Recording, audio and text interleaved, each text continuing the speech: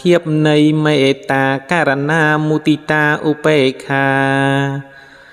សម្ពបរិត្តានុភាវេញាំងដោយអានុភាពនៃព្រះបរិត្តទាំងពួងរតនតយសរណានុភាវេញាំង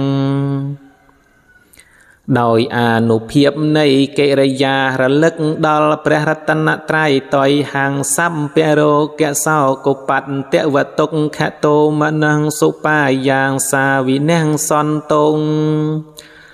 រងសោងឧបទ្រពទុកតោមនោះនឹងឧបាយ៉ាងសាំងទាំងពួងរបស់នាងចូលវិនាងបាត់ទៅសម្ពអន្តរាយាពេវិនាងសន្តង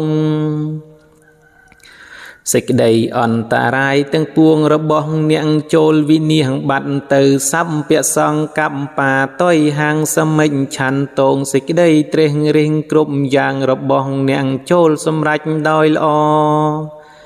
ទីឃាយុកាតយហាងហោនតងភាវៈជានមានអាយុវែងចូលមានដល់នាងសតវង្សជីវេនសមង្គិកោហោនតុសម្ពទា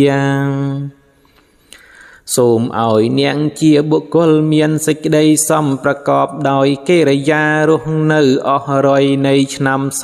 ពកាលអាកាសបបតវនភូមិកង្គាមហាសមុទ្ធាអរង្ខកាទេវតាទេវតាទាំងឡាយជានិរសាដោយយងចិត្តទុកដាក់ដែលស្ថិតនៅក្នុងអាកាសបរិពន្ធវណ្ណស្ថានភូមិស្ថាននិងទន្លេនិងមហាសមុទ្រសតិតមហេអនុរង្ខន្តងចូលបៃរសានៅនាងទាំងឡាយសំកាលនាងខន្តយង្ខភូតានាងបាបង្កហនិវិរណាកិរិយារារាំងនៅបាបគ្រោះទាំងឡាយដែលកើតអំពីសំណាងនៃនាងខន្តរឹកនិងយៈនិងភូតបីសាចទាំងឡាយបរិត្តាសានុភាវេនហន្ត្វាទេសੰឧបន្ថវេ